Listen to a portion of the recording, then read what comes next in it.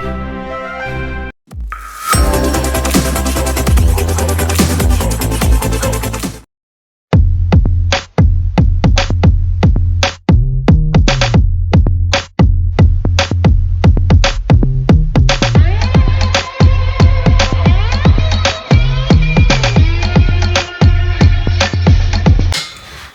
it's the W in Art. I'm back again.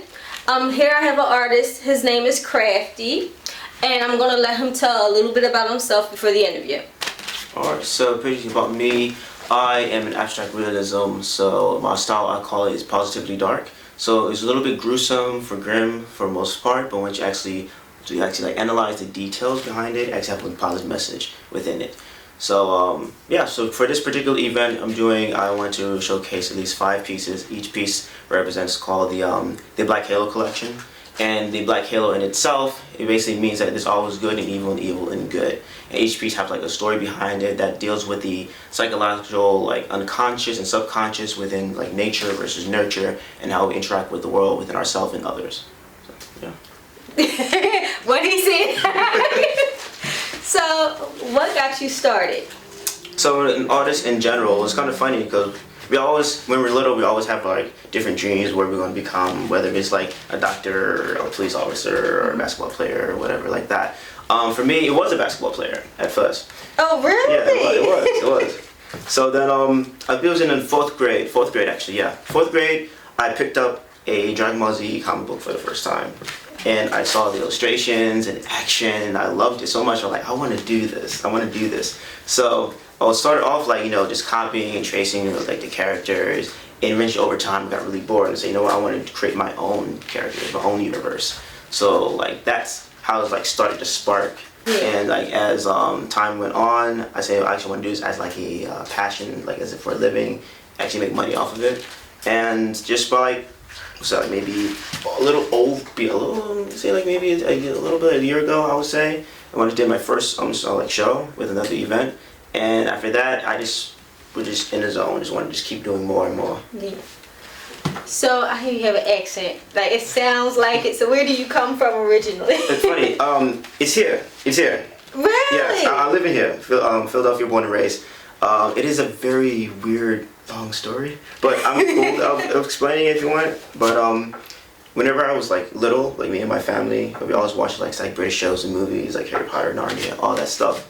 So then what we do is we always mimic the accent just because it was always fun to do.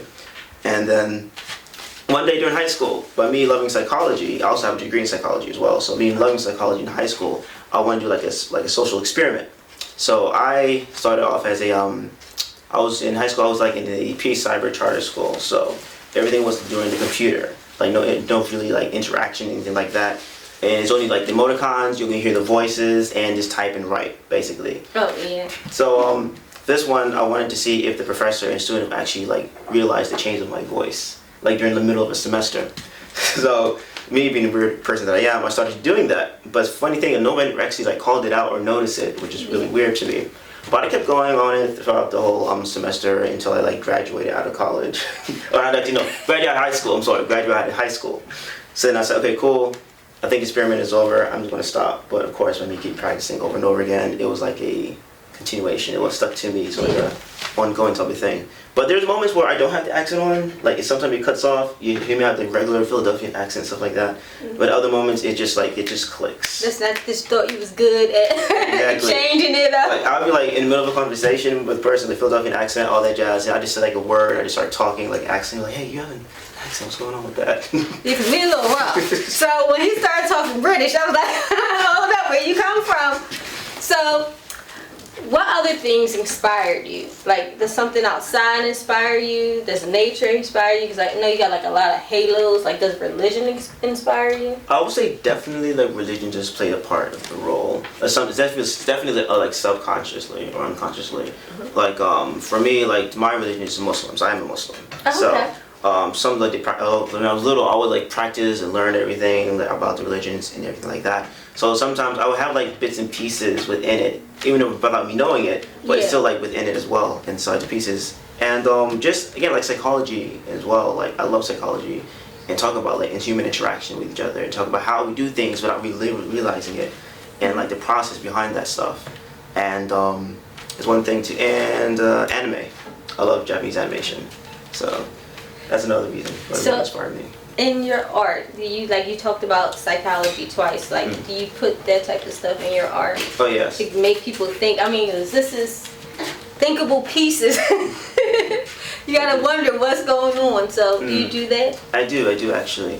And for this particular, for the 5 pieces that I have, like a lot of my work, let's say like the ones like in the like front over here, that's in front of us, of course the camera can see it at the moment, but ones in front of us, like those have a lot of like analyzation behind it, a lot of like details, and then it's like these guys took me, at least those 2 in the front, took me like 2 weeks to do. In order to like analyze how I want to incorporate different like themes and what different like symbolism want to represent, stuff like that. But behind me over here, behind us, these like each one of them took like 2 to 3 days. Yeah. So what I wanted to do, I wanted to apply like a technique that is very simple yet complex, but also have a very strong meaning behind like each piece, behind each like part of the painting. You can kind of tell when you look at it, 'cause it's like this doesn't look simple, even though you said simple. It don't look simple. You can tell you had to think about that for a minute. Exactly. That is dope. It really is. Thank you, thank you. So, how do your parents feel like this? I mean, you got a degree, but this is kind of like your thing. How do they feel about that? I mean, like first, like my mom, like she always like supports me in my artwork and everything I do. She always tell me like, even when I was little, I'll say, cool, I want you to be an artist. I want you, to be passionate about what you do and move forward with that. But also, think also like very smart as well. So don't just go just for art, but also go for other things as well that can help you with your art. Yeah. And for that, I will take that advice and apply to that. Because I'm not just an artist. Like at nighttime, I'm an artist. But in the daytime, I'm a preschool teacher. I'm also a nutritional assistant. So like those two, like I definitely help me out with plus I love interacting with children and stuff like that. So I love doing that. So those, by me applying that, it also helped me like pay the bills, and also allow me to do what I love to do. See, I always tell when I come on the show, get a job. Art doesn't pay that well unless you're dead. So what can you say about your art? Like a few things you can say about your art. It is sometimes it can go over your head, I would say, for some people. Like I have numerous amount of interactions with like different artists or different just people random out in the street that look at my art and they say, oh, okay, cool, what is this about? And I have to explain to them, and literally my explanation will take like a page long to explain what's everything going on. And they have to tell me like, oh, this is super deep. A lot of people won't ever realize until they actually interact and talk to you. So I think like it's very like, again, deep, very symbolic, spiritual, a little dark, but yeah, I think that's how I like describe my art in general. So are you sensitive about your art? Like if someone don't like it, do you take it personal, or it's just like whatever? I mean, it's really whatever, really. I'm like, in general, for me, in my opinion, when it comes to art in general, like I would say, especially when it comes to any artist, whoever wants to like get into art, like as long as you have one person that loves your work, like keep going, keep doing it. Yeah. Doesn't matter like if you're not really popular, like no one likes your art style. If one person likes it, whether it's a family member or just some random stranger out in the street, and even to me, it's even more sweeter when like a random stranger out in the street she just love your work. Yeah. Because when you're a little kid, you show your picture to your mom, and mom's like, your mom, oh, it looks so cute, so cool. And when you grow older, you look at it, you're like, this is dumb. but yeah, like if you just one person, if they're inspired by you or they love your work, like just keep going, keep at it. And especially if one person is yourself, and if you love doing it, if you're really passionate, if you love to do it, then yeah, just keep continuing. What style of art inspires you? Because we talked about everything else inspiring you, but is it an artist in particular or art style in particular that you are drawn to? I would say it would have to be Masashi Kishimoto. He is the creator of Naruto. For him, so like I ever since I was after like DBZ, I picked up like a Naruto comic book, and I just love the art style. How it was like anime. Yeah, exactly. And his his imagination was also like really cool as well, and like Studio Ghibli as well, like the like Spirit Away and like Ponyo, like those type of artists that had like sparked the imagination. Is something that's really different. So like those are the 2 artists I really love. You kind of can tell because your art is very different. It's very, oh my God, like it's pushing limits. That's what I want to say, I guess. But you can tell that in your art. Like I can tell it. I don't know about anyone else, but I've watched the anime, so I can tell it. Thank you. So is there anyone that you feel like you inspire, like that looks up to you, that you feel like you have to make sure your drive is on point, that you keep doing what you're doing? Is anyone? I mean, like, I can't really name any names in particular, but I know there's a lot of people that supports what I do. Like, they always, like, even like on Instagram, they say, hey, check this artist out, he's really dope, he's really cool. And like, those type of things, you get these inspiring to keep moving and keep going. And even like as well, like, and for me being Political, like does your art get political? some of them kind of do, like, but some people, because some people are political, they see it political, but me, I'm not that type of political person, so.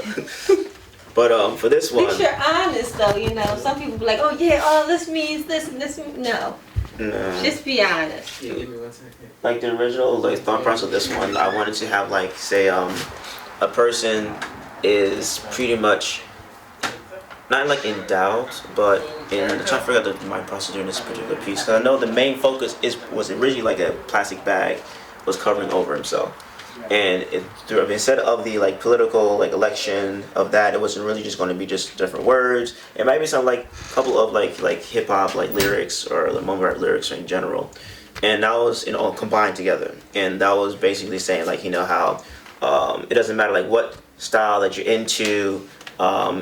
All in all, it should be cherished, and nothing really like lasts forever. And that part in general, when it comes to like the supposed to be like regular ink, drops down to the like, it's supposed to be like a microphone type of chain during the time. Like that was supposed to mean like that time limit. Like everything doesn't last. Everything is always like everything's on like a phase, and it has it's a start and there's a finish. And so one person, I was in the middle of pretty much painting it, and one other person like. He walked up to me and said, hey, I really like this piece. Can you talk to me about it? I was talking about it. He's like motivated. So yeah. So, like, do you see people hanging this up in coffee shops, grunge, scene, or do you see people hanging it up in their house? Like, where do you see your art being hung? I mean, like, the ultimate goal is a museum. That's everybody's. Yeah, that's like everybody's ultimate goal. But I say in general, definitely like it's like some people might have someone in their house. It all depends like the aesthetic, like of the environment. Like that particular piece over there, one that's on the far right. Like that one person that's actually not for sale because one person actually purchased it already and he wants it in his house. So like some people want it in the house, some people want it in like their office space or whatever that they might feel that connects to them in that particular environment. Yeah. So it all depends. All depends. Listen. Get it wherever you get it. But everybody's goal is the gallery. Everybody. So, I mean, a museum. So, is it one thing that you can say? I know you said to keep driving, but to any kid that wants to do art, is it one thing that you can say? Besides keep driving, is it anything else? Let's see. I would say love your art. I would say love your art. That's what I would say.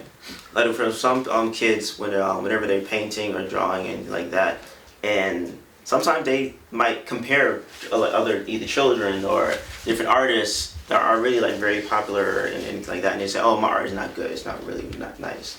I wouldn't say this. When it comes to art, there's no comparison, really. There is a level up to your style, sure, but there's no really comparison. There's no really like good art or bad art in general. So for you, if you have a particular style that you want to do, and if you love it and like it, then keep going. And if you want to change it up and like make something different with it, then do that as well.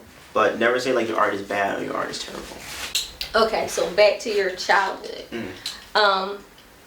What in your childhood makes you think about painting this? I know you said anime, but I'm talking about with your family. Does how your family interaction can depict your art? Yes. Does that happen within your art?